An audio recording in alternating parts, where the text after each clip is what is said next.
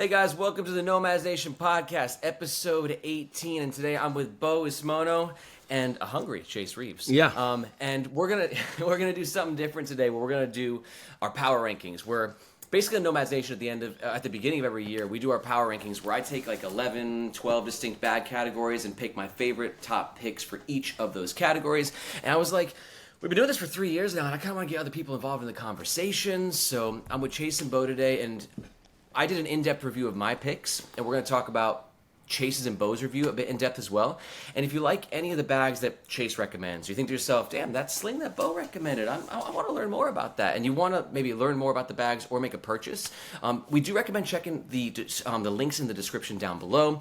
Those links make sure that you get the best price. Sometimes they help support some of our channels, so if you want to, support any of us with those purchases, it's always appreciated. And Bo, dude, yes. How you doing, man? How's winter in Germany treating you? It's cold. I hate winter so much. I dislike it. It's cold. It's wet. And but other than that, everything's good. Thanks for asking. You got any tropical trips planned to escape the winter? I would love to, but I've just recently been to Thailand in November. So all my savings went into that, and everyone who lives in Germany or has a house might know that sometimes you need to change the heater. So I'm currently saving up for a new heater. So I don't know dude, getting older, responsibilities, right? Yeah, so the holiday fund is sort of is now a heater fund. Yeah. Not as fun. That's fun, right? That's different than a vacation. That's like, I don't know, Bo, if you need to hear this, but that is different. Like it's totally different. I might want to encourage your self-care routine a little bit here. But maybe I'm a trendsetter. Yeah. Maybe you want a heater as well. Hey guys, this is Bo. Welcome back to another episode of Find Your Happiness. On this week's episode, anyways, talking about fucking heaters is the way to go. Hey, I can imagine in a German winter, though, Bo, having a working heater is probably a pretty good idea. Yeah. So I support your decision here. You mentioned self-care, Chase. I watched your newest ice bath video. Yeah. I'm freezing just thinking about it. I'm curious, Aaron, you're as a fellow YouTuber, what was your experience? And please be as honest as possible. That we work with brands, that we figure out ways to monetize our channels and stuff like this. And then the entire time we're trying to rep honesty and, monetize our honest opinions about things, but also from an entertainment point of view. I'm so curious, what was your experience watching that? Be as brutally honest. I would so appreciate it. I watched the whole thing. I'm very interested in self-growth and self-care, and I just did dry January, and I'm thinking about actually doing no alcohol for the entire year. So I'm always looking for ways to optimize my life, get more clarity. So that's content that I'm just naturally interested in. I've done ice baths before. I'm very into the entrepreneurial kind of scene where everyone's doing cold plunges and saunas and run clubs in Austin. We talked about being in Austin, Chase. The entrepreneurial scene there. Mm-hmm. So for me, just in terms of overlap of interest, I was just genuinely interested in stuff like that. I've done ice baths before. I've been thinking about doing cold plunges more. So from that perspective, I have a bit of a biased opinion. Mm-hmm. But it flowed, dude. It didn't come across like a review. You were talking just from the heart. It had sort of a little bit of a vlog essence to it as well. More or less, I thought it was interesting. It's interesting as well though because as somebody who has a niche within a certain community, when you try to expand outside of that and see how it does, how do you feel about the performance of that so far? Well, I mean, it's performing terribly compared to if I did a video on a new Air product release, I'd have 20,000 views by now, and I had less than 2,000 right now. But I did a video on ketamine assisted therapy at a place here at Kuya, and similar it's just people. I thought they loved me, Aaron. I thought they were oh, I like Chase. I'll watch whatever he puts out. No, they don't. These are bagaholic people. They have issues just like you and me. And they, they're this is the audience that I suckled at the teat of this audience and cultivated this, right? So you did. I mean, you got to turn that mirror around because at the end of the day, it's the audience that you cultivated. Yeah. If you started with cold plunge content early on, and and this is something that I've not struggled with, but realized as to where the content that you make is going to draw a certain audience, and they're going to have expectations, or at least they're going to have preferences in terms of what they want to see you publish. I think though the fact that you run a bag channel and you did a cold plunge video that still got 2,000 plus views is a testament that there is that hardcore audience who will watch whatever you publish. Yeah, and on right? That's Instagram it got like fans. 7,000 views, right? Like so, yeah. a smaller version of it. You know, that tends to perform better often. Like my Instagram content is more like lifestyle-y, right? It's more like, and I'm actually really curious about you, Aaron. Were you? How old are you? I am 35. Okay. And you've done a dry January. I imagine you were in Hong Kong before, right? Yeah. I imagine there's it's like a nightlife, go out and get some cocktails and have some beers and street food kind of scene. Was that like pretty par for the course for you? Oh, for sure. Yeah. I mean, I come from a family where, we have a drinking culture. My dad's British. He always had his pints of Guinness. My mom's Italian. She always has her glass of wine. So we just come from a drinking sort of family. So it was just always a part of our mix of things. So whether I was home or living in Hong Kong, alcohol has just always kind of been around. So it's been really interesting as I get older to kind of be like, hangovers suck. These aren't fun. So I'm just trying to, optimize my lifestyle and just have more clarity and focus. Sometimes I'll have a hangover and I'll be like, I can't work today. And now I'm seeing alcohol can actually affect my work and my efficiency and even relationships in some ways. So kind of like taking a step away from that has been really interesting. So, I'm looking to stack on top of that. So cold plunges could be the cherry on top. Bo, have you ever done a cold plunge? You strike me as someone who might cold plunge daily. No. I did it in Thailand after Muay Thai training once. Was okay. I couldn't see a lot of benefits around doing that one cold plunge. But don't take my word. I mean, I only did it once for like 5 minutes or something. And I tried to take cold showers, but I don't do cold plunges. So what I usually do is in the summer, I only shower cold, but in the winter, I just shower regularly. And then I take a timer and switch it to cold and stay there underneath the shower, cry a little bit while the cold water is pouring down my head and the timer's ticking down from 1 minute. That's what I do. Being in Germany, that colder weather, anything could be a cold plunge. I'll tell you how cold stuff got started for me, Bo, was cold showers. This was like probably 10 years ago. I think it was a Tim Ferriss blog post or something about the upper back brown fat area, cold showers, and I would do it before bed for a minute. And I noticed a big difference between those showers that had high water pressure. If there was some pressure coming at you with the cold, it was way easier to take for some reason, even though it's the same temperature. Yeah, if it's just drizzling on you, it is so much harder to just sit there. But I did notice a massive impact on crawling into bed after that. I felt good, and I felt really sexy. Like my wife at the time was like there was some friskiness that would come from that. It was a big. So that was like my first. That was before Wim Hof and all this other stuff in my experience, and then there was doing one of Wim Hof's like breathwork things, like on a YouTube video, like a 7-minute sort of over oxygenate, blow everything out, hold, do that 3 times, and by the end of that, I was so stoned. I couldn't believe it. On just oxygen, I was having a psychedelic experience, and I was like, what? So that made me pay attention to Wim Hof. And he's like, you must get into the cold. The cold is a or whatever he's doing, right?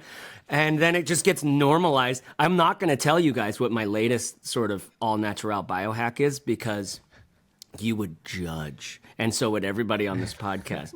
Just know that there is a way that these things kind of work themselves in. And Aaron, to your point about like, and this will be the last bit, well, let's get into the but like, I love that you just went for the dry January, right? That you experienced the just personal, like N of 1 study, right? Just your own authentic experience. Like it's not based on research or based on this, that, and the other. It's I just love that you did that. I think this podcast is probably full of people. I think the carry space is full of people who are orienting towards their life.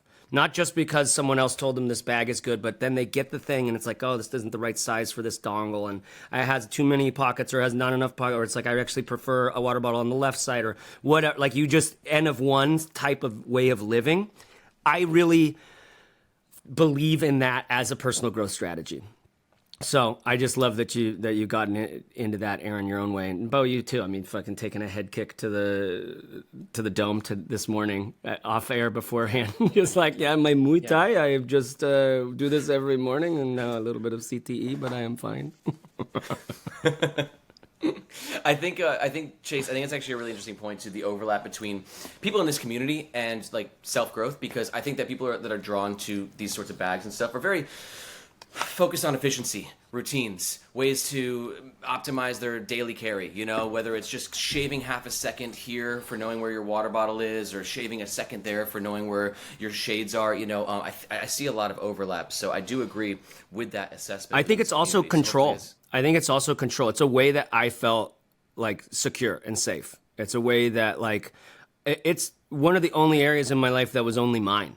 Like nobody else was telling me how to, my wife wasn't telling me how to do this. My dad wasn't telling me how to do this, right? It was like, and it's not just, it's mine partly from an identity point of view, sure, but in a way more important way, it was mine from a use case practicality, day in, day out, wake up in the morning, go to sleep at night, like have what I need, do that. It was mine, and it was control. I was playing with control. And, you know, I remember the first time I saw Casey Neistat's backpack, and inside of it's just one big pocket full of duct taped hard drives and cables and cords everywhere. It is just, and that's his go bag, you know? And that was kind of inspiring to me, because at that point I had been reviewing bags for, I don't know, like 7 years or something. And I was already getting into this mode of like, it's not about a spot for every dongle for me, because this is something that's going to come up in my choices, because all three of us, like, you shouldn't be listening to us for bag advice. You know why? Because we're incentivized we're going to be using a different bag tomorrow. We're going to be using a different bag tomorrow and tomorrow and tomorrow and tomorrow. And I actually move between bags is primary for me. So having a tech pouch that has the things that I need so I can just plop it in. This is a superior way of carry for me, partly because I move different bags, but now that I'm used to it, it's like, I like to take that tech pouch and just put it on the table when I get to work, and I have everything I need right there. I don't have to bend over to a bag that may or may not be standing up and rifle through which individual little area of the real estate has my thing. It's like, no, it's all right here, visually accessible, like in one big, I don't even organize very much in the tech pouch, right? It's just like a pouch. So the ways that I've gotten used to, and Aaron and Bo, I'll just say this to the viewer, you get to find your N of one way of doing this, right? You get to find your approach to this, and that's what's so liberating and artistic and scientific about all this, and this what drew me to it in the very first place. So, you know, yeah, dry fucking January, you know, Muay Thai kicks to the dome, and fucking cold plunge so you can have sex with someone you may or may not want to have sex with, right? So, like, here we go. Preach, brother. I love this. I almost don't want to talk about the power rankings now, because we're going to some really awesome territory. Yeah, this is where I live. This is where I live, by the way. And like, follow me on Instagram. Join a men's group. This is another thing I'll just say before the fucking, you guys, the biggest thing any of us do is join a men's group. And now there's a lot of bad men's groups, I'm sure, but to be able to track your progress in that personal journey and of one stuff over time with other people, specifically men who aren't making a demand of you, who aren't requiring you to do or be something. The women and children are put to bed, right? And we get to like figure out who we are and what we're here for. That to me has been one of the more interesting, meaningful, productive ways of tracking that growth over time. Because you can try a bunch of different shit. Yeah. Can I interrupt you? I was wondering, you told me about this men's group before in one of our podcast episodes. How did you find that group? Okay, so first of all, I'll do this very succinctly. Well. First of all, I used to be a Christian, still kind of am. Jesus and I have an open relationship.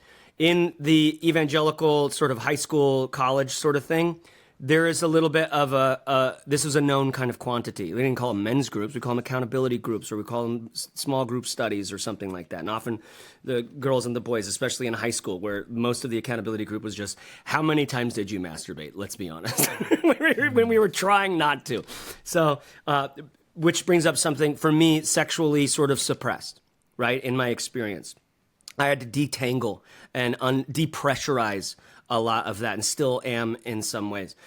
But here's what men crave, not to sound too homoerotic. We crave time and place where there isn't demand, where there's not demand, where we can actually experience ourselves. What I've found is one of the best places for my nervous system is in a room full of guys where I'm not solving their problems and they're not solving my problems. And it takes a little time to develop that culture because it's awkward at first. It can be. And now I created my own with just a few buddies, and I just wanted it to be very organic. So if last night we had 5 guys and we had about an hour and a half, and so we did 10 minutes each, and we just go around in a circle. And it's like, here's what's going on, here's what's coming up. And I'm focusing a little bit on, when someone's talking, I'm just like, am I feeling this guy or not? Like, am I feeling where he's at? Because it's all story, it's all conversation. And when I'm talking, I'm like, I'm just giving details about this breakup that I've just gone through? Is it just details and story? Or is it like, actually, what it brings up is a little bit of a fear for me that I'm never going to find somebody? Pause right there for a second, and someone can ask, like, what is that? Where do you feel it in your body, or whatever?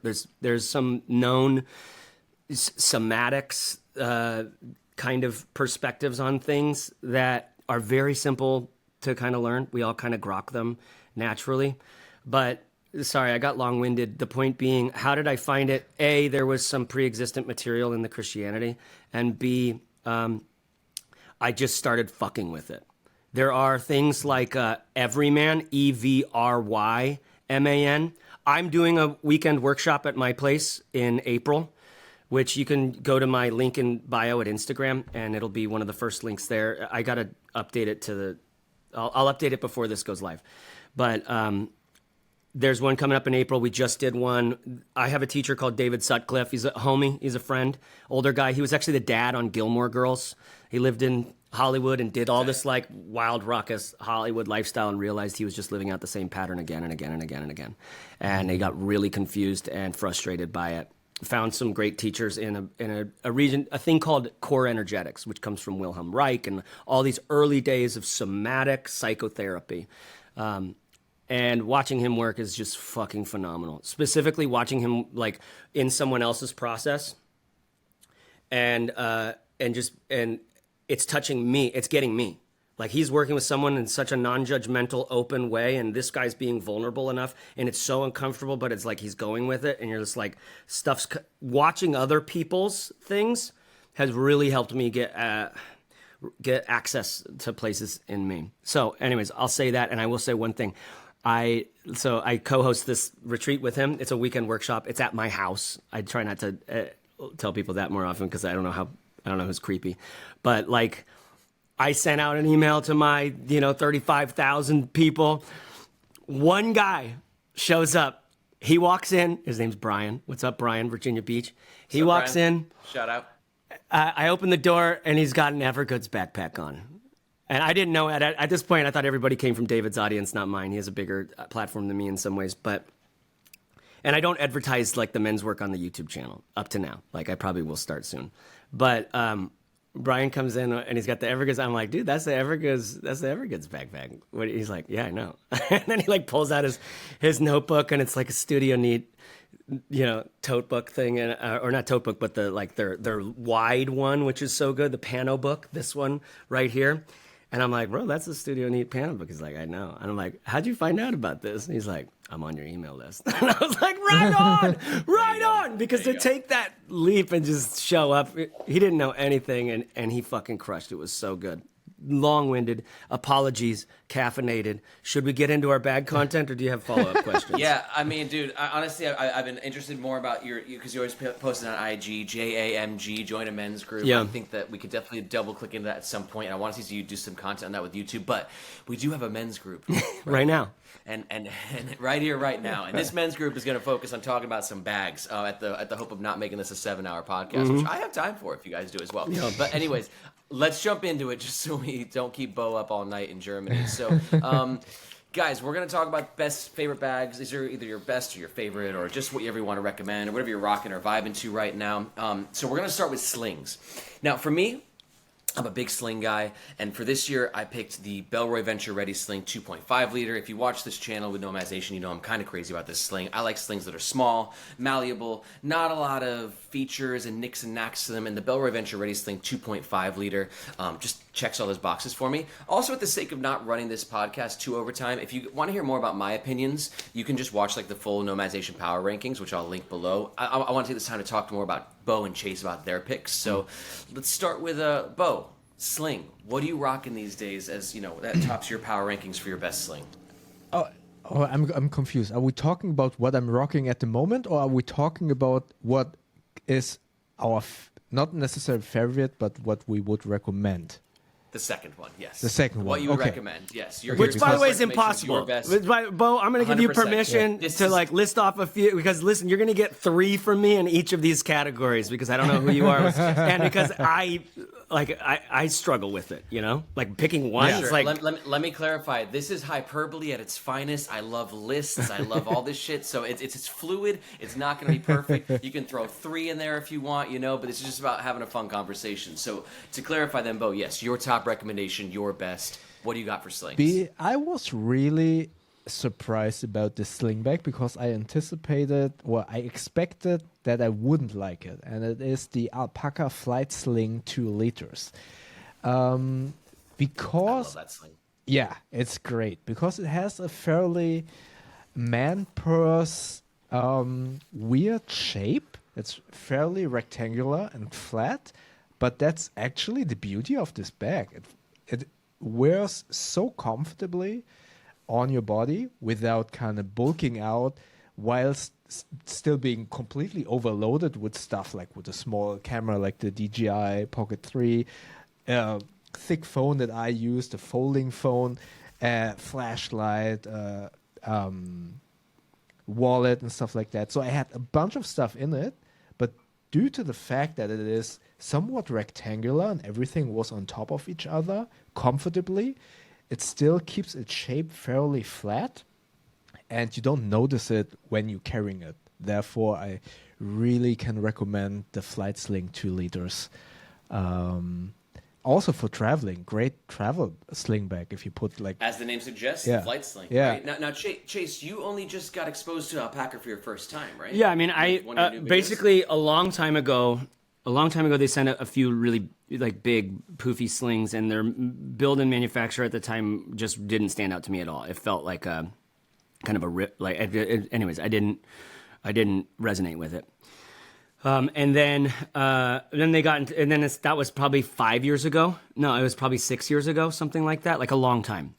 And so I recently worked with them on a video on some of their backpacks, and I was very impressed. They sent out a couple slings, and so one of my choices, actually the thing that I'm using right now is an alpaca, and it is which one? I just had the tag out. It's like a Go Sling Mini V2. I use a Studio Book notebook that is this big for. This is their keep book, my favorite. I'm just yelling at them to make me a bigger one. I really like a big notebook, but it's kind of nice that this fits in here, and hell yeah, because of the breakup and the men's work. I'm journaling a lot. I'm writing big, not little dear diary, but it's big notes. Oh, I'm mad. I was mad at my brother because he got more attention than me. Underlined. You know what I mean? Work with this. Really going deep. Yeah. But in chicken scratch and big, and this, it feels nice to be able to throw this around. What I was using before this is a sling that's not out yet, so I can't.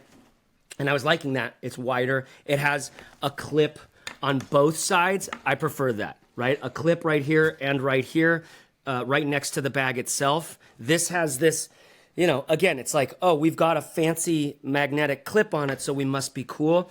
This is the least cool thing on it, this thing. The coolest thing is actually, this is pretty good material. This external material has a good dry niceness to it. Now, the alpaca, whatever, Ghost Sling is my first one.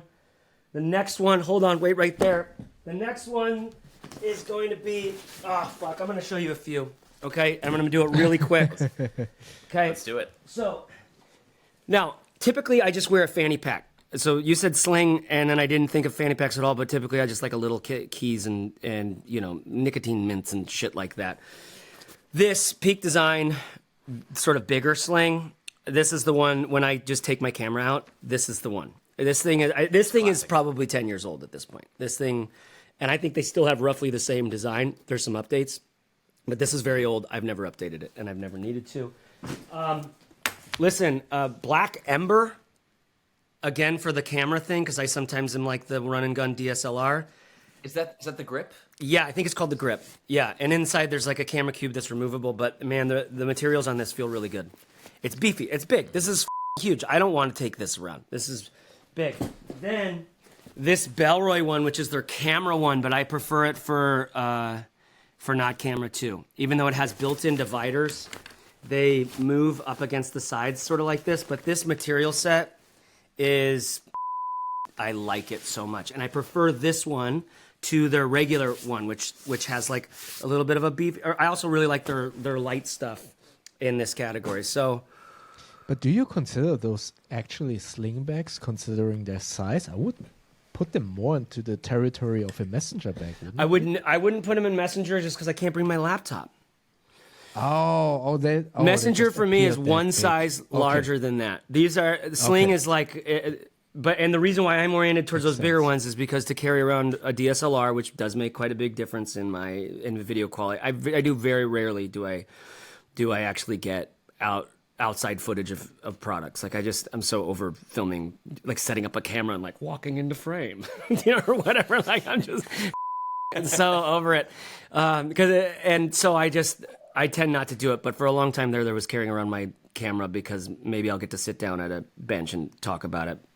But I think the sling thing is an interesting conversation because I got a lot of pushback saying that I should have two categories, as where there are small slings like what Bo and I are kind of referring to, your classic pocket relievers, not bringing a camera, no iPad, just throwing a couple tidbits in there, right? Relieving your pockets, just kind of putting your stuff here as opposed to here. So that's the route that Bo and I more took with it. But Chase, then you got the larger slings, like you said, camera gear. Now, when you're doing camera gear, will you typically use a sling as opposed to a backpack? Do you try and keep it light with a sling? It just depends on what if it's a family day, I would prefer it to be a sling, but the easiest is a camera bag, a backpack. Like the easiest is a backpack.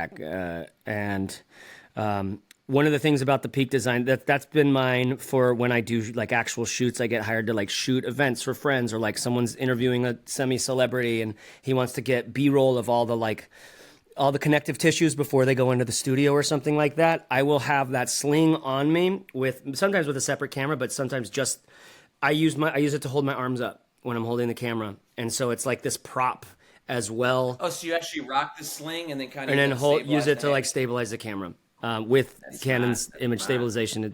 And I don't mind the sort of Casey Neistat vloggy style. Now I should have thought about this more, because the truth is I will only use this sling right now. If it didn't fit as a fanny pack, I wouldn't use it because I don't go over my shoulder. I just don't.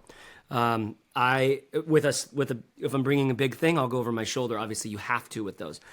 But what I need from my everyday sort of rocker thing is a fanny pack, actually. And this is okay. It's definitely big. The reason why I went this big, like I said, is the notebook, and I have a tablet that I'm called the DC1 that I'm like really interested in using more. It has an amber screen. It doesn't have a blue light LED screen, so where you just orient towards it completely differently. But you can watch YouTube videos. You can do everything, and it doesn't zip with that in, but it fits it good enough, right? Now. That makes sense. Now, Bo, I'm curious because I remember the last time the three of us had a podcast, you and Chase were like, we're team fanny pack now. And I have not crossed over into that territory yet. I know it'll happen. I think it's like a post-40s thing. I'm not quite there yet, but I know it's your testosterone has to dip a little bit first, which is normal. That's natural. Then we're going to support it with some Tonga Ali, some Fedosia agrestis, I'll fully embrace it when the time comes, okay?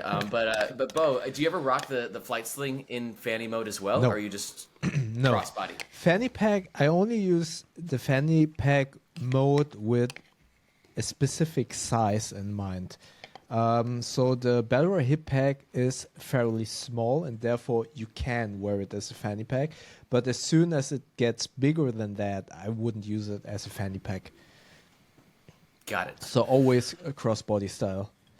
So to summarize then, I picked the Bellroy Venture Ready Sling 2.5 liter. Bo picked the Alpaca Flight Sling, and Chase picked every sling in his office right now. There's about 5 or 6 of them. Well, there's a few more, but yeah, just about. Apologies. But I just want you to know about them because also like I refuse to be limited, because all of these companies are worth for instance, the Black Ember versus the Bellroy versus the Peak Design, the bigger ones. You could just commit to any of those. If you're in like the bigger 100%. Sling character, if you're like, I want to bring my decent size tablet around with me, You can commit to any of those, and you're going to have like a great.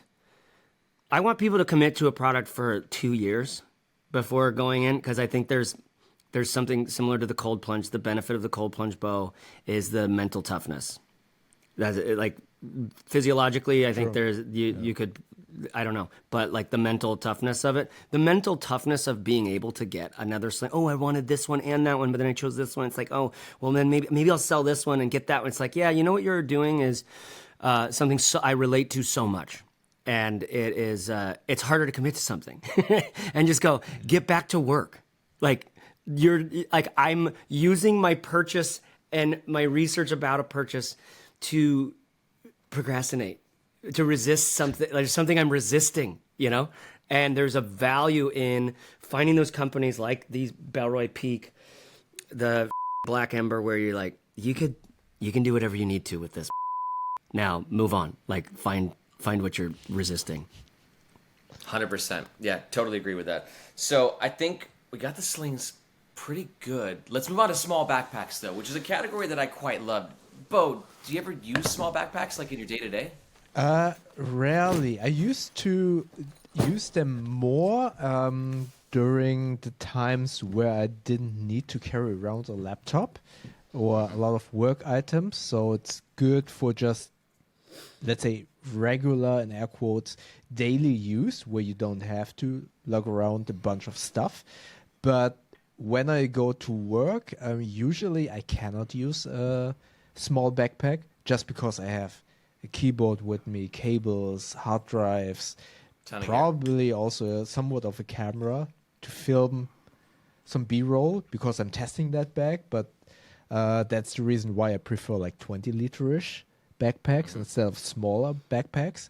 But I found one that I would kind of recommend in line of this somewhat content creating mindset that I have. That would be the smaller version of the camera bag that I personally prefer, which would be the Wondered Provoke Light. I think that's a great small backpack. What's that? Is that 11 liters? Oh, that's I forgot the proper sizing. Because you want to talk about, relationships with bags. I mean, Chase, you probably, have 11 to 16. 16, okay. Yeah, that Provoke Light is, or Provoke Light is actually really rad. It's a really cool little, I like that one a lot as well. Yeah. It's got such a great aesthetic to it. It's actually low-key freaking comfortable. I love Wander's shoulder straps personally. I think they're kind of underrated. They don't get enough and Wander's a weird kind of brand in this carry community that we serve, is where they're kind of like in the community, but they're also not. They serve sort of like that Instagram community that kind of wants fashionable, trendy bags, but also like people who like great bags. Heavy. There's a lot of crossover there with Wander. Heavy like that. I prefer the light Provoke to the regular one.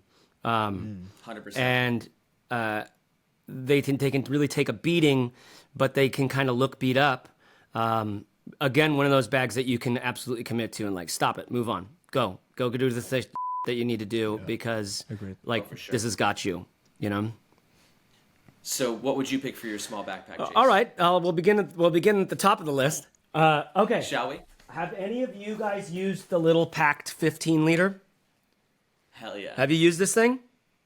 This is look at nothing doing here, just these light sort of things. But these zips, you're gonna see there's a couple other packs that show up because this 2.0 version of these bags I fell in love with. I had a lot of excuses to use these bags, but man, I love a day when all I'm taking is this so much. The like small carry day where you don't need very much and you just got like your laptop and your charger and that's it. Like that feels so freaking like, I don't know, free to me. So I'm with you, Chase. When I was in Austin, Chase, I stopped by an REI on like my second day. I needed a little guy, so I picked up this new Osprey Arcane, a little 10-liter, and this was that with looks me great every day in Austin. I'm walking around East Chavez, and just grinding through Austin. And I know what and I completely agree with what you're saying. When you get to just rock a small bag like this, obviously Sling's not going to be big enough. You got your laptop, you got your notebook, you got your cables, you just got the few things that you need, and it just feels so light and so nice in the bag. So when I can do a small bag like this, God, it's a good day. And it's not just a like really good day. You don't need a lot from it, you know? You don't need a lot. It's kind of hard to fuck up a small bag. I don't have very many small bags that I'm like, fuck, I hate using this, you know? But there are some way too lightweight, not quite enough structure, like pads, the shoulder straps kind of cut into my neck or something like that. The pack I love from a usability, and that recycled material was the first recycled material that I was like, oh my God, this feels really good. Okay, wait, there's more. There's more. Let's see. The other one is I'll just do this one. So this is vous pouvez dormir here. It's a vous pouvez dormir dans la grange. Okay, it's a French couple that are just fabulous design. Like I love. These. Have you met people? They're not in a community outside of the people who think about like, what is a human? How does a thumb work? Like, what does it mean? What does hat mean? Right? They designed a hat, like this, like sun hat. They start with like, what is a head? Right? Like these people, like my friend Tom at Studio Neat, who are, it's like, it's what I love. It's part of the reason why I'm still reviewing bags, because every once in a while you find a designer behind the scenes that isn't just copying other people or coming from like, comparison to other bags, but like is really thinking about something below all of that. This bag is, you can watch my video on it. I won't get into it here, but it's like kind of thinking below all that. Did you publish that, Chase? Yeah, it's old. It's like it's at least a year or two old. On this guy. I just published our review of that about 3 weeks ago. And Did you really? I was blown away by that bag. So simple. Yeah, Arno, yeah, I think his name is, the owner of that company. Arnaud he reached out Lecoq. to us, super cool. Yeah, your French accent is impeccable. He reached out to me, and I was just like, that teardrop shape with that leather handle, it's gorgeous. Yeah. With some sneaky functionality that sort of slide over with that quick access on the side. Bo, have you seen this backpack? No, I have not. It's really a trip. It's it's just a trip. Now, there's not a lot of structure. There's not a lot of padding. Provide your own like laptop cache with enough structure and padding in that, which I don't like to do on a daily basis. But like, just from that perspective of a real humanist approach, like my kid, one of my youngest is in a Waldorf school, and if anybody's familiar with what Waldorf is about, it's like. I don't know. It's just this really human-oriented approach instead of this industrial top-down way, and that's what that bag is, like an artifact and a philosophical like representation of in some ways that I appreciate. That bag, it has a soul to it. You know, they weren't just copy and pasting what's been working before based on best-selling bags. They designed that thing from the ground up. I've never seen a bag like it. And honestly, when we did the review, I thought I was gonna get like 2,000 views. We got like 12,000 on it. I mean, people really resonated in our community with it. So I was really excited about that. So Bo, definitely worth checking out. They're your neighbors over in France. So yeah, it's very unique, very beautiful, very and French, really cool people. Really in its own way. Super cool people. Like I just want these people to win. 100%. Yeah, I was glad that the community responded as well as they did for us doing their review. Those are some good picks there, Chase. All right, so we got small backpacks. Bo, yours was what again? It was the Wanna Provoke Light. Wanna Provoke Light. I didn't say mine, which for me is a brand name that I think we'll get into a little bit later as well, which is the Able Carry 13. I know that you have experience with that one, Bo, but what I like out of a small backpack too is it needs to be versatile for me. And like Able Carry bags are those bags that you can take into a business meeting or you can take on a hike. I'm not going to take a small airbag or that French bag, Chase, on a hike and feel really comfortable with it, But the Able Carry 13 at a 13-liter bag, I mean, when I'm living in Hong Kong, whether it's taking a day hike or just bringing it to the beach with that X-Pack fabric and the YKK PU coated zippers, it's just got that versatility to it for me, which is so important in like just a small backpack because I can do so many things with it. I got to add one more to it. That Able Carry looks great, and it reminds me of the Evergoods makes a really small one. They got the CPL 16, but I think it's in the half zip. Right, they have it's PLC or the CHC, something like that. It's like small. It's just very small, in that direction. But to your point about like being able to take it on a hike, the Able looks like it's like a little bit more sweat resistance, and it's like mesh on the back and things like that, which is definitely comes up for me. If I'm wearing a cotton shirt on a hike with the Evergoods, it's going to get sweatier. But in terms of a bag that I can just commit to over the long haul, I've always loved. And there's actually isn't that one isn't. It's in more of a ballistic nylon. It's not the same. Their standard material that it's like in a ballistic nylon. I should have brought it out. I don't know how to find it, to be frank. I don't know how to find it. I'm sure you got a lot of bags. It's probably too many. It's probably hard to keep track of them all. Too many. So I think we got the small bags sorted, but let's kind of raise it up a notch then and get to a larger capacity for the EDC best bag. What do you recommend the most? I'll take the lead in terms of, for me, I'm gonna run with the Air City Pack Pro, 24 liters. It's, in my opinion, the most recommendable bag possibly out there. It's just so easy to recommend. Comfort, organization, incredible materials, great build, not too high of a price point. For me, 24 liters is a bit big for everyday carry, but I've grown to kind of appreciate it as to where I don't need that much space until I need it. It's like an insurance plan, right? You never need insurance until you need insurance. Right. And usually I can rock 16 to 20 liters on a day-to-day, but sometimes that extra 6 liters of space does go a long way. So for me, that's why I picked the Air City Pack Pro. Bo, what was your EDC backpack of choice? This time I got two. I'm trying to copy chase a little bit. That. Yeah. So the first one is the Black Amber Citadel. Wow, I love that bag. Yeah, it's a cool. I like this kind of. I would dare to say dystopian urban. Mm-hmm. Design and look. I mean, I can totally see that in a Blade Runner movie. Yeah, someone wearing that bag. So I really. How much of that aesthetic comes from your motorcycle riding? That seems like a great bag for motorcycle riding. Yeah. Good point. Haven't done that yet, to be honest. Really? No, that's not true. During the review phase, I did that, but I didn't do it all of the time because I like to commute with a motorcycle, but when I just fun ride, then I don't wear a backpack, to be honest.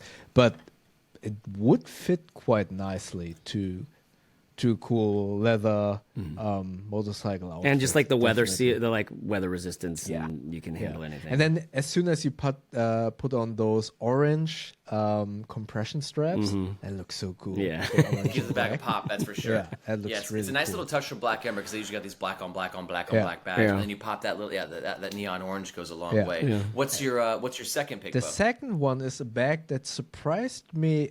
Just like the flight sling a lot, I thought, I'm not going to like this. But then I thought, this looks like the bag that Casey Neistat used in his vlogs, like the Toomey bag. And this one is the Pioneer Carry Panda Pack. And I think it looks kind of like the bag that Casey Neistat used, but a little bit more elevated and not as expensive like the Toomey backpack that he uses. And at first I thought, that's a weird looking bag that maybe one of our dads would wear because it looks somewhat like a bag from Samsonite, for example. I mean, that for sure. I'm looking at it now. Yeah, it's quite.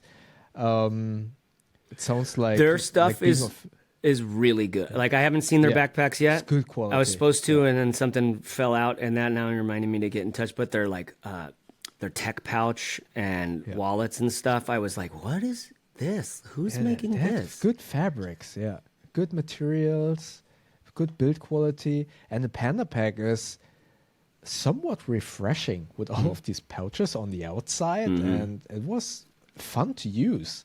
It doesn't look as fun, but as soon as you use it, it's really fun. Now that is... Well, they're kind of like taking a page... you go first. No, hit it, Aaron.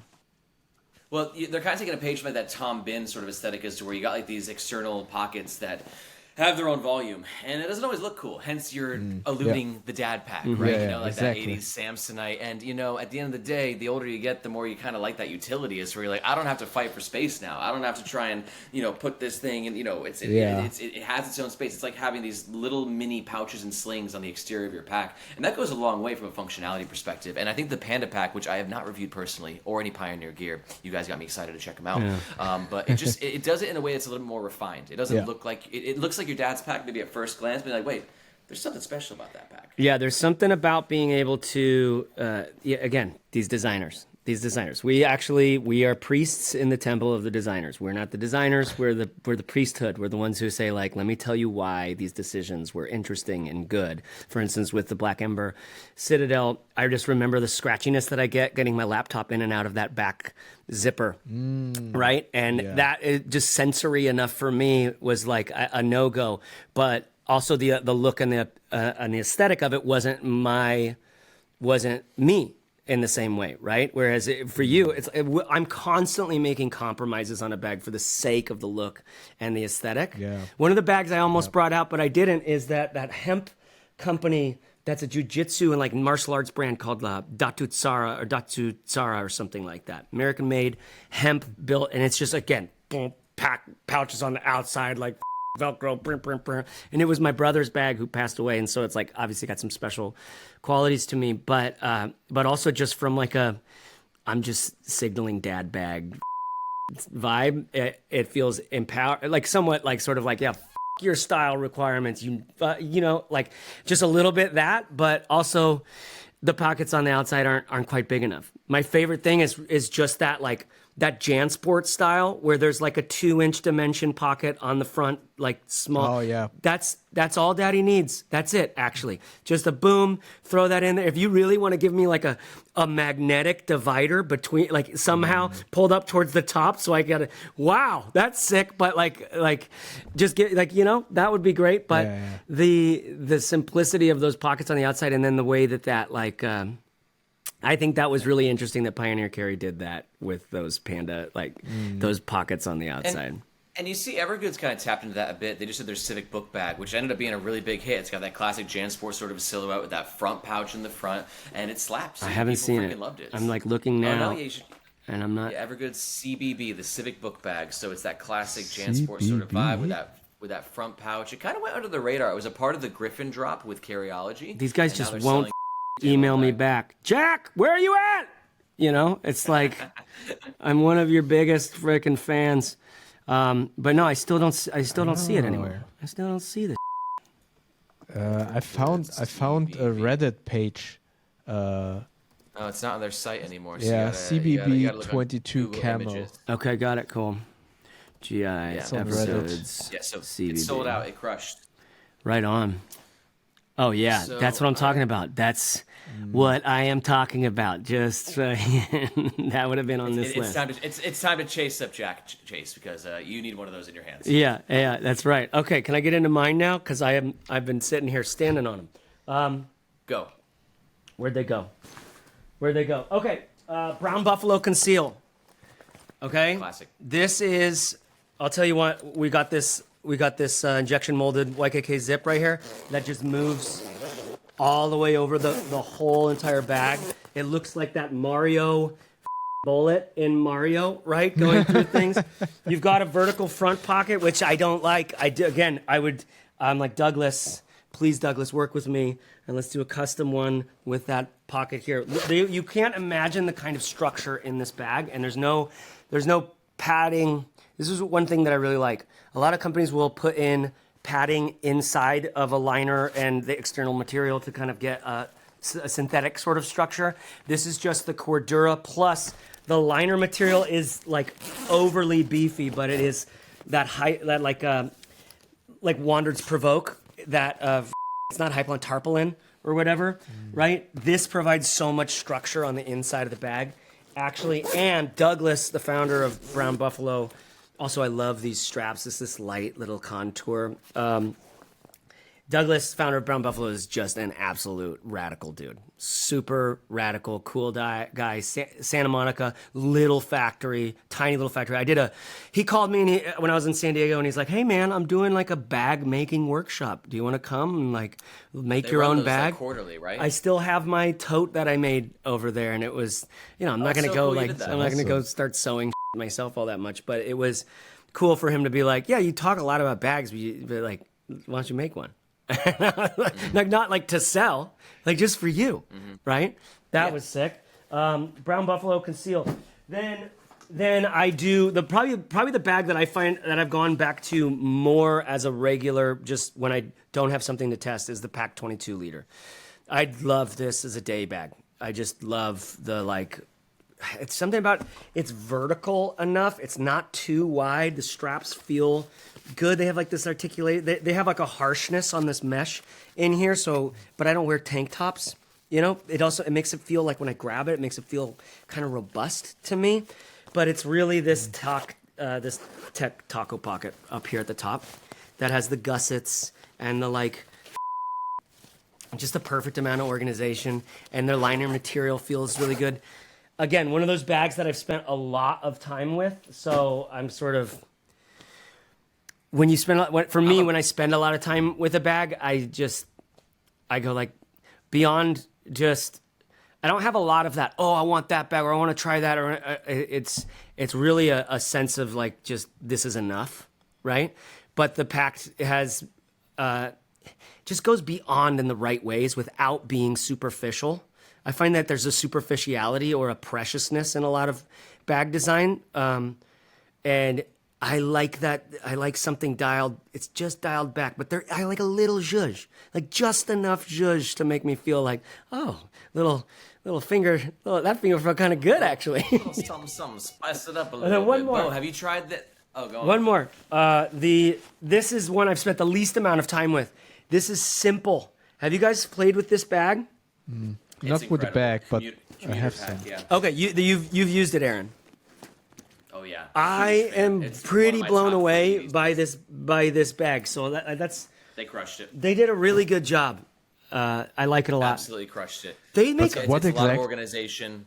So that's the simple commuter pack. It's a 20 liter. Yeah. They're on like V1.5 now. They'll be dropping a V2 soon, which I'm really excited to check out. But it crushes, dude. It's a killer EDC. A little bit. It's 20 liters. It doesn't feel like a 20. It feels a little bit tighter than that. Yeah, it feels tight. But that aside, it self-stands. Great laptop protection. Killer materials. It's got a top pocket with like this really cool accordion sort of organization in it. So it's one of the best EDCs I've reviewed in a while. Bo, you got to check it out. I think you'd like it. Okay. I think it looks sick on you when you're riding your motorcycle. Yeah, it's similar to that Black Ember aesthetic in some ways, but not boxy. Not boxy. I like those. I like that round. I really like that round. All those bags I picked is because I love to be able to go over the whole thing instead of like zip, zip, zip. Like that. And also, just like that, the round shape is a bit more of a traditional silhouette as to where you're not trying to be so futuristic and jetpacky with the whole thing. Yeah. It pays homage to like, this is what a bag is kind of not supposed to look like, but has traditionally looked like. And I love the guy. I think there's a lot of people that are like, I'll tell you what I respect is anybody who's like, I'm doing this on purpose. I know what I'm up to. There's the, Marvel Universe sort of person who's just like, I like it to think it's cool. Right. And it's just like, I'm drawn towards this thing. There's a way to be like, aware about that and a way to just kind of be like driven by your appetites about it, kind of unconscious about it. I really love when someone's like into something that isn't my aesthetic, but they just own what they like about it and who they are with it. Like I see these guys sometimes at like a party or something like that. They're just so different, but there's something so grounded and they accept something about themselves that I just find myself respecting them. I love that. I feel like I want to be a student of that. Like just finding that everywhere, because I don't need you to like what I like. I think especially because we're reviewers, we're constantly telling people what we like, but we're also just like, here's what's good about it, because there's so many other people that are, the famous Tom Bin Synapse could have easily been on my list of favorite everyday carry bag, right? And it's not because but it's one of my favorites because that smart people that I know prefer that bag. People I respect who understand themselves and what they're going for in life, they're like, yeah, I sold out to this bag 5 years ago and I haven't looked back. And it's like, okay, that's sick. I like that. I really like that, because the commitment is I don't know, is valorous or is honorable, or like you put your ass on the line for the thing. That feels like harder to do than to have an opinion on what fucking zipper you like more, you know? Yeah, I think with how saturated this bag niche is, I mean, we need brands that are really know who they are and just sticking to their design language. Like someone like Simple, they've carried that design language over multiple bags. Bo, you mentioned you didn't have the commuter pack from Simple, but you've reviewed other packs from Simple. Yeah, the pouches. One of the pouches I reviewed, but not like a backpack. They have a day pack too, right? That has that similar, just that pouch on the front. Well, they have like a weekender. They have like the day pack, and then they have like a larger travel pack as well, and the commuter. So they're doing. I remember loving that day pack. I want that brown buffalo, that big injection molded zipper on the outside. That's the zipper that I want. I don't want a water sealed zip. I want that whole thing to just feel like that chunkiness. Are you past waterproof zips at this point, Chase? Or do you prefer the alpacas non-PU-coated? that I just recently used? They're like they felt good. I've been really over water sealed zips because like tactile. I am not in a rainstorm enough to need that. Like from a utility and usefulness point of view. However, all it takes is one for you to go like, why don't I have water sealed zips? But I just love a number 10 non-water sealed reverse coiled zip. Like I just love that. Just a little bit of text. But I like that I'm talking about like this, just enough tension in it, but enough give, right? This is so much of the handle of a bag, and then just that main zipper and any zipper that I'm opening on the thing is so much of my relationship with the bag. It's like pre-verbal. It's pre-verbal. It's so like nervous system. Like I can't think about how this is affecting me. It's going to be just subconscious impulses that I have towards the bag based on that sort of thing. And so I don't care if it's water sealed or not, as long as it gives me something that I'm looking for there. And I honestly, it's a great question, because I haven't really figured out what I'm looking for there. But you'll see me in videos like going like, do you see how this does this? And I'll just spend 20 seconds just zipping it. And I have since the beginning. I don't know why I'm doing that. I think there's something like my subconscious is trying to tell to me or to you or something, because there is something I find really satisfying about it. Like it feels utilitarian, and like I can do what I need to with this thing. Bo, do you got a position on backpacks with PU coated zippers or non? Do you prefer one or the other?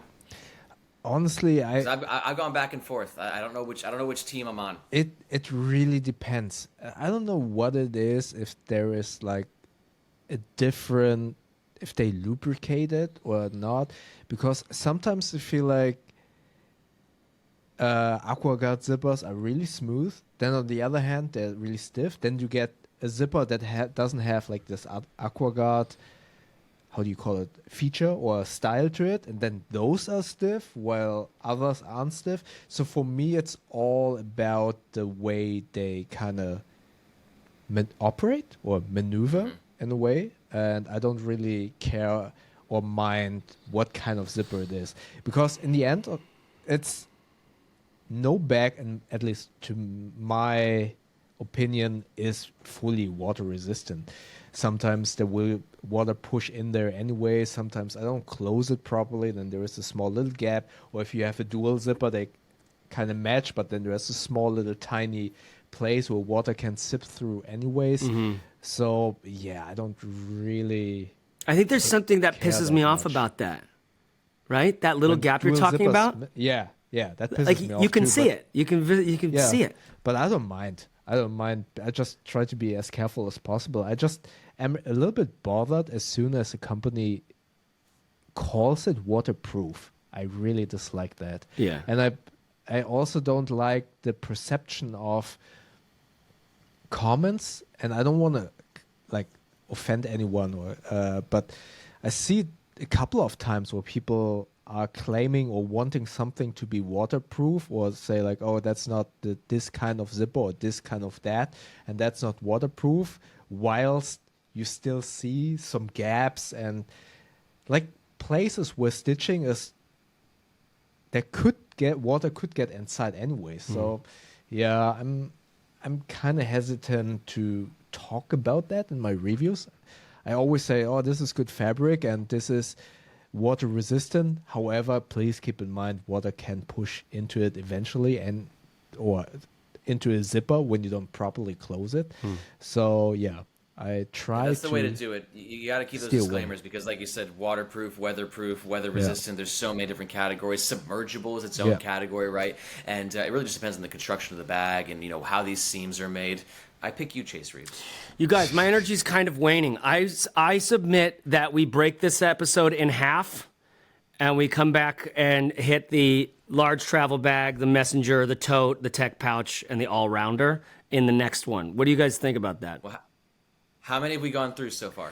1, 2, 3. But 3 big ones, plus all the introductory content. Like, hey, how's your father? I haven't seen you in a while. All right, let's end on one more. And Chase, since you proposed this, I'll let you pick whatever category you want, and then we'll do the rest on the last episode. Because we still got there's 11 categories. Okay, tote. So let's put one more chunk into it. Tote. Tote? Yeah. Oh. Yeah, okay. it's the least important category. Travel bag. Oh, dude. Travel bag. You just pissed off Tote. You just pissed off the Tote Society, bro. Travel bag. I'm just going from my own perspective here, but although my pick is one that I really love. Travel bag, very important. Tech pouch, potentially very important. All-rounder, obviously, what could be more important than that? Messenger bag. We could have done messenger bag, but I have several choices for messenger bag. It's one of those I don't have none. Okay, well, messenger bag, so I'll I'm cover happy you. not to do messenger bag. I'll cover you. Okay, so tote is what I proposed. What do you guys think? Do it. Sure. Take the lead. All right. Where's my tote? Okay, hold on. It's over there. Wait 1 second. I'm coming. Okay, so this is newer to me. Right. I've got a video. I've been collecting totes for a while, a year. Technical totes, trying to find, because when I say it's the least important, it's because, well, to be frank, I think totes actually look pretty cool. When I see cool artist, creative director type guy, 7 out of 10 times he's got a tote. Yeah, yeah, he's got a tote, and it might just be like an NPR book bag or something like that. It's why would I care about anything beyond, what makes my flowers grow or whatever? But the idea of a tote that stands up over the shoulder. I like the handles over the shoulder, right? Like mom bag style. That feels really good. And also, there's one I don't have. Okay, I'm going to add a second one to this that I don't have with me. It is not a technical tote. It's from Nutsack. Again, with that name. But their wax canvas and leather is really great, and it's almost like a tool caddy, where it has these pouches on the outside and little dividers on the inside around the sides of the inside. But it just stands up so perfectly when you drop it down. Half the time the handles even stay up. That thing for a regular everyday kind of life is f***ing awesome. Oh, this is put into mind. I would actually include the packed 25 liter as a tote for this sort of way, because that's the one that I've used the most for this sort of handles stay up, put it my arm through the handles kind of, and everything in there, because it has the dual zipper thing, and I just never zip it. It's just dual zipper left open like a big bucket, and then plenty of organization around the outside, even a big water bottle pocket. I love that visible access to my stuff. For some reason, that feels like that's the actual dad bag way of doing things. It's I'm just carrying this to the car and throwing it in the passenger seat next to me, and then going off into my workspace and doing it feels adjacent to a tool bag or something. But this Mission Workshop one, I don't even know what it's called. It's huge. It's a great tote. It's huge, and this is a wax canvas. I'm sure this bag's $400 or something. You know how their prices can get. Super robust, technical material on the bottom. Handles always flop over, so we don't have a standing up handle. It's one of those things that I really like, as a stand up handle where it's strong enough. I don't love how. Is it heavy? It looks heavy. It's heavy-ish, but not as heavy as you'd think. And once I put my laptop in there, it's like no matter what I'm carrying is heavy, right? It's the heaviness. The heaviness when your approach and your like method of carry is like this or like this. I just don't it doesn't matter. Now, it often the way that I pack it does not stand up. I think it easily could. I think it easily could if I had bigger stuff in there. Totally. I tend to carry it quite minimally, actually. Like a laptop and a charger and like a water bottle thrown in there, and maybe I could see myself throwing a little pouch with like gym clothes or whatever, or like my hot yoga things my hot yoga like weigh mat and like Nomadix towel and little shorts that I wear would fit in here, and you wouldn't even see it. It would just be all the way down at the bottom. I could just carry that around with me in case I'm downtown and I go do that, right? What's valuable to that, what's valuable about that to me is I can just throw that in there, and I'm constantly downtown and I forgot my and now I'm like, I can't do hot yoga. Like there's a 4 p.m. or there's a 12 p.m. and that would be great. Like I love that because if I'm downtown, it feels good to just get that in. So Mission Workshop, I don't remember what it's called, but I like that one partly because their liner material. Also, I haven't mentioned this. Their liner material just feels great. And it's a similar one that they've had always in that like rake bag and all these others. It's this totally waterproof liner material that feels like, ooh, that's kind of gangster, you know? You weren't lying about Mission Workshop's prices. They are not cheap bags. No. Usually made in America, so it comes with the territory. Yeah. But God, they're great. They're so well constructed. They Yeah. have that focus on weather resistance, like you said, so it has that sort of plasticky liner, but it doesn't feel like a cheap plastic. No. It just feels great. I have that Tote. I have it in X-Pack though, not in wax canvas. Mm-hmm. I've been dying to test out some of their bags in wax canvas. Yeah. It just looks beautiful. It's really in the nice. photos. I haven't seen any of the Evergoods wax canvas. Have you? No, I haven't. I bet that actually would no. feel I'm sorry. good. I have the cap. I have the cap too in wax canvas, but it's just a small Oh, little tech wow. pouch. So Oh, cool. it's not the full. It's not the Okay. full like backpack wax canvas experience. Yeah. So I haven't. But what are your thoughts on wax canvas? Just out of curiosity. I think we talked about this before. Yeah, I like the appeal, but I feel it is a little bit of maintenance. Can have that. Yeah, and also what I did not like is I had a track bag made out of wax canvas, and I was walking with my dog. No, it wasn't. No, it was way too hot. No, I was walking like for 1 or 2 hours in the sun in Hamburg, so not like tropical heat or anything, but just summer in Hamburg, and it started to smell, and I was wondering what the hell is this? And then I noticed it was the bag or the wax probably somewhat, got dissolved. Obviously, I mean, it's wax, right? And if you walk in the sun, it gets, It'll warm up. I don't know, how you say it, like melts or whatever, and it smelled a little bit funny. So that was my one and only experience with wax canvas, where I was a little bit surprised about the properties of wax canvas overall. That being said, I do like the look. I really like the look. And I've seen a couple of like tutorials on Instagram how to do it, and I was like, okay, that's fairly easy to do yourself and to keep maintenance workflow for your bags. But would I re-wax a 300 or 400 euros backpack? I'm not sure if I would do it myself. No. I've never done any re-waxing. I never have either. Chase, you ever rolled up the sleeves one day and No. got your wax and put some elbow grease into that? Neither have I. No, and I wouldn't want to. If the bag's at a, no, I would. I could see if I'm really homesteading and going for it. It's like, okay, Brad, let's go.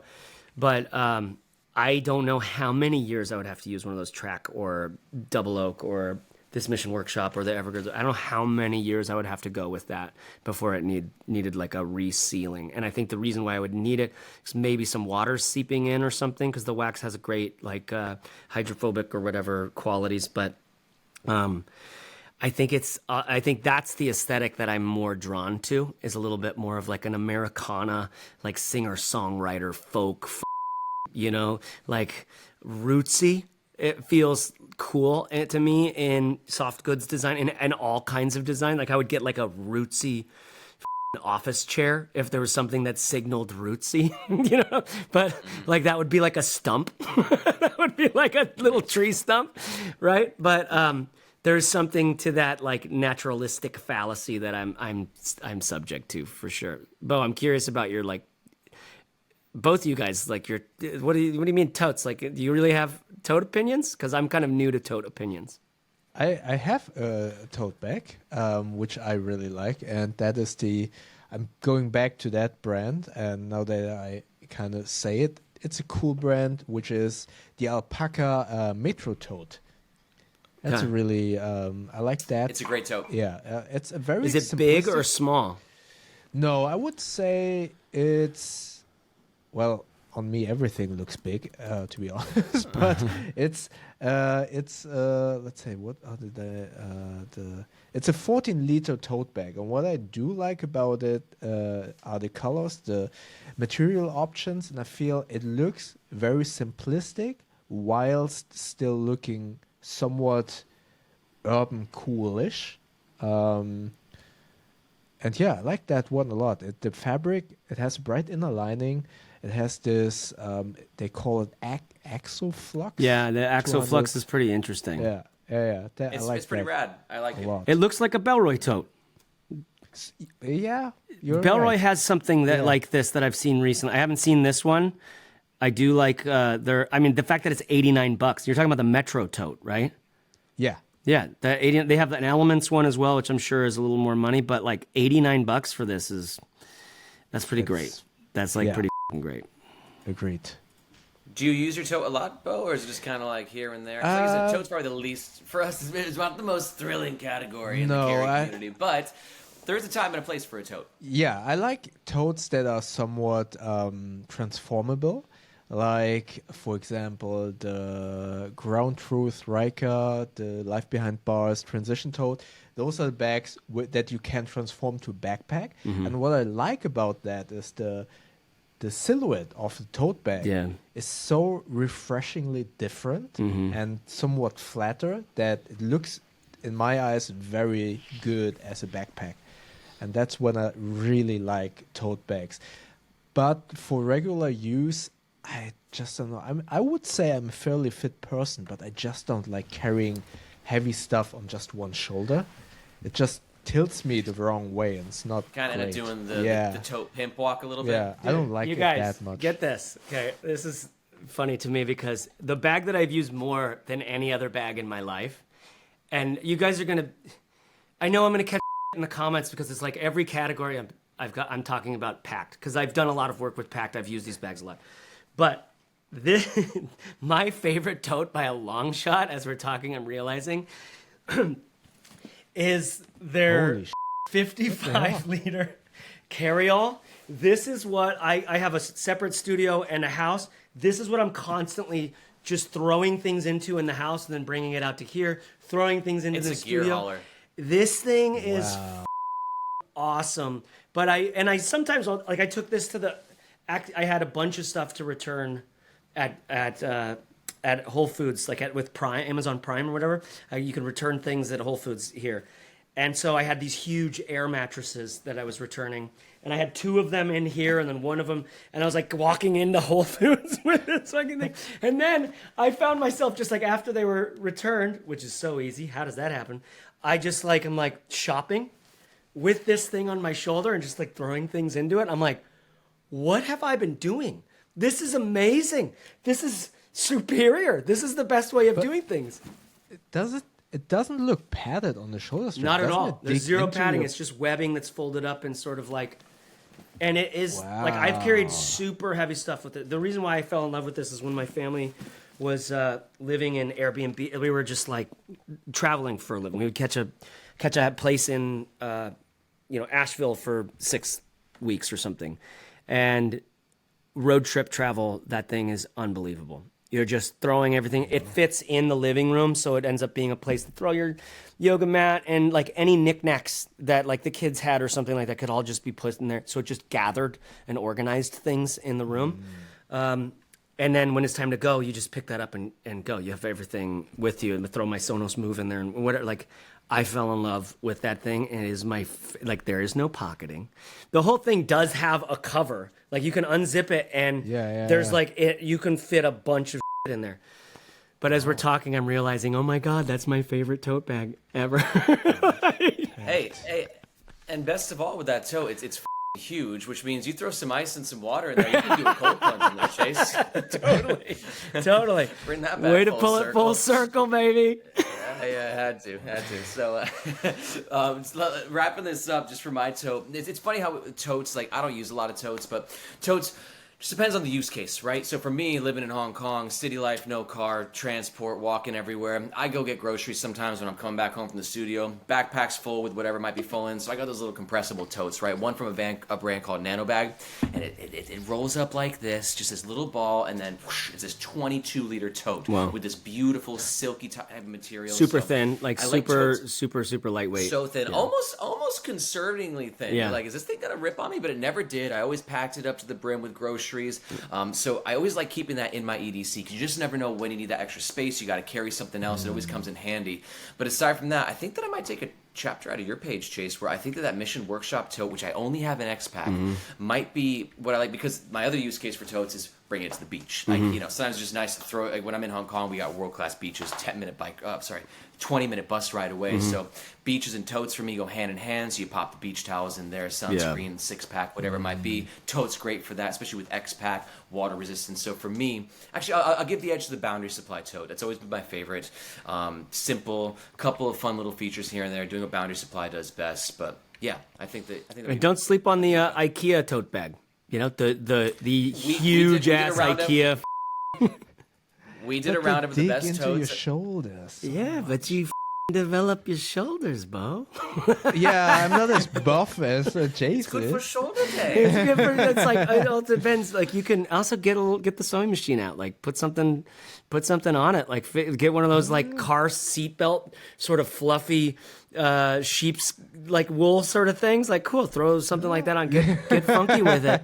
But it's crazy thinking about like this big pack 55. They don't have it. They don't sell anymore. Like, I begged them to find one for me, an extra one for my girlfriend at the time, because she was going back and forth between her place and mine. I begged them to find. They like, it was the last one. So I want to buy this. I want to buy this design and make just a brand that just sells this and maybe like a smaller version. I would love to.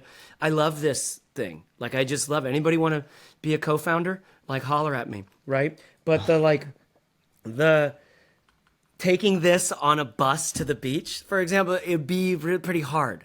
That'd be pretty tough to do. But showing up at the beach and just dropping it down, and you have, maybe it's just your towels and you didn't, I don't know. But then you're like, everything's easy to get in and carry up to the burger stand.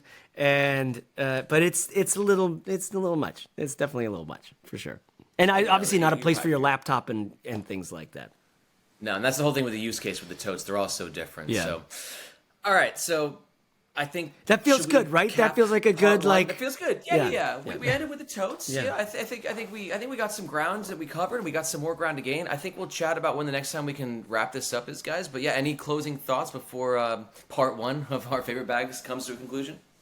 I will just reiterate again that N of one thing that we started with. I think that I've never said that before. I've never been in that sort of like, that was a great conversation. I like that idea of your dry January being this example of you exploring for yourself what works best for you. And me with the cold plunge, it's like, yeah, I don't know about the studies, but I noticed the mental resilience and the toughness that can come from that just mentally. N of one. Like, I'm looking at it from my life.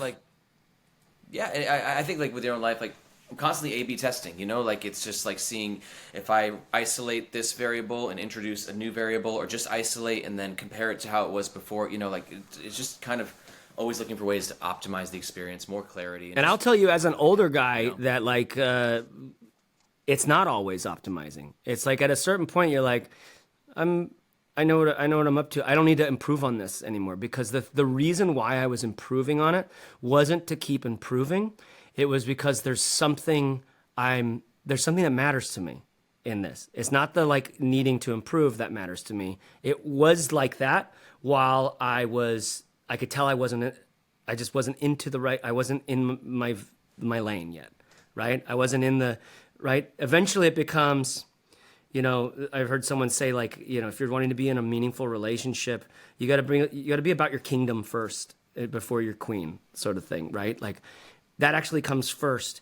And there's something about that I needed the optimization and the improvement to get into what my kingdom is. But eventually my kingdom, it's not about optimization and improvement and all this. It's about keeping something that's good alive. It's about skating to where the puck is going to be. There becomes there's like something I trained in the self-improvement that now serves not just optimization for optimization's sake. I think that can be a trap, a little eddy we can get stuck in at some points in our lives, right? But I love that. But when you need it, I don't know. Like again, that N of one. That's where we hone ourselves for like actually being able to tell when we're in our lane or not. I guess I don't know. I'm making this shit up. 100% agree. No, hey, it sounds good to me. I'm just trying to be a youth pastor still, you know. All right, guys. Listen, I appreciate the time. Hold on, I want to hear if Bo's got a last sort of comment. Closing thoughts? Any existential? Existential. Anything, Wow. Dude. Mic's yours. What? I said the mic's yours. Oh, the mic is mine. I don't know, man. I feel like getting older is hard because we have so many responsibilities, and it's sometimes really difficult to kind of get away from all of these responsibilities that kind of surround your mind and that are weighing down on your shoulders. And I feel like the older I get, the more of those responsibilities have come into my life, and to get away from that, I feel like it is very important to find something for yourself where you can truly kind of escape. Sounds a little bit negative, but kind of switch off those negative thoughts or those responsibilities that are weighing down on your shoulders. And I felt that things that helped me to kind of switch those things a little bit off, at least for a short period of time, to kind of relax, to kind of ground yourself, have been the things where it is existential to be in that present moment. And for me, that have been motorcycling and fighting or martial arts. Because if you're not in that moment, if you ride a motorcycle and you keep thinking about, oh, I have to pay those taxes, I have to pay those bills, then you might crash into another car, right? Yeah. So you have to focus on what you're doing. The same goes with sparring. If you are thinking about whatever you had 2 hours before in your job and that was annoying you, you get hit, right? You get punched in the face. So for me, the head. yeah, exactly. And that's why I kind of like recommend to many people, hey, find something that really switches off those thoughts. It's because many people say, okay, I go to the gym, but I've noticed whenever I go to the gym or when I'm just jogging, I still think about that stuff. I switch on an audiobook and I'm running for an hour and then I notice, oh, I didn't listen to that audiobook. I was thinking about my job or about those bills that I have to pay. So yeah, I think it's really important to find something where you can really concentrate on the moment that you're having. So just to unplug. The closest I've gotten, you're making me realize three things. Number one, that being in the gym and sparring with someone, that's a men's group. My Instagram, like to join a men's group, like that's exactly, that's what you're. And number two, I think I used to run quite decent distances, and it was like around mile 7 was what I used to say. Around mile 7, like the emails are all gone, like. But that takes a long time. It takes so long, It's a lot dude. of miles. It takes so long. But and then the third thing is just I want to thank you, Aaron, for like getting us together, for being a voice in the carry community, for like being a rallying call and a beacon, and like I think what you're up to is really cool, and I just like appreciate you for it. Thank you. Yeah. Thanks, dude. Appreciate that. I couldn't have done it without you guys paving the way. So I'm trying to get. Yeah, but you're like you're doing it. You're doing it your way. Like you're doing your own thing. You're making a bag company. You're like you got an energy. You got a vibe about you. Like you got a ambition. It's like go boy. Yeah, that's sick. Go rile him up and send him on his way. Let's see what happens. I appreciate it. It can be a double-edged sword sometimes. Sometimes I have way too many ideas and not enough time in the day to execute them, and you got to learn what to focus on. Because God, if I had 5 me's, there'd be so many more things I'd do. Yeah. But yeah, it's about I just for me the most important thing is just doing what I love for my work. And we're all on the same page as to where that's why we're creators. It's why we're living the lives that we're living. As to where we don't want to do a 9 to 5. We want to feel fulfillment in what we do, a creative expression in what we're making, whether it's videos, whether it's products, whether it's editing for your client's bow. So that's the goal at the end of the day, and I'm always my biggest thing is to inspire people to do the same thing. So if anybody looking for any inspiration, needs help, I always read my emails. My inbox is always open. Shoot me an email. It's the whole thing. Right on. All right, man. Thanks, Cool, Aaron. Well, it's been a Thank you freaking very pleasure, much. guys. You too. Part 2, everyone coming soon. If you're still watching, remember, if you're interested in any of the bags that we're talking about, check the links below in the description. I'm Aaron. This is Nomads Nation, and we'll catch you next time. Thank you very much. See you there. We'll see you on another time. Peace.